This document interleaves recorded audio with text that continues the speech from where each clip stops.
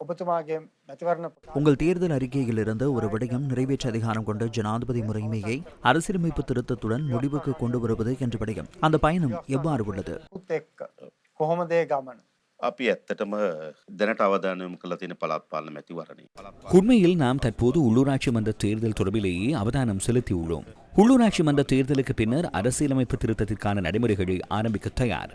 நிறைவேற்று அதிகாரம் கொண்ட ஜனாதிபதி முறைமையை முடிவுக்கு கொண்டு வருவதில் கொள்கை அளவிலான இணக்கப்பாடு தொடர்பில் பாரிய பிரச்சினை ஏற்படாது என்ற புரிதல் எமக்கு இருக்கிறது.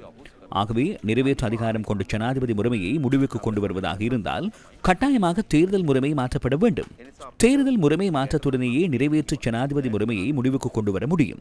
அந்த வகையில் நிறைவேற்று அதிகார ஜனாதிபதி முறைமையை முடிவுக்கு கொண்டு வருவது தொடர்பில் அல்ல, தேர்தல் முறைமை தொடர்பிலேயே பிரச்சினை ஏற்படக்கூடும். ගැටලුව මතුවිය හැකි වන්නේ විධායක ජනාධිපතිවරු අවශ්‍ය කිරීම පිළිබඳ ප්‍රශ්නයද නෙවෙයි ඡන්ද ක්‍රමය පිළිබඳ ප්‍රශ්නය.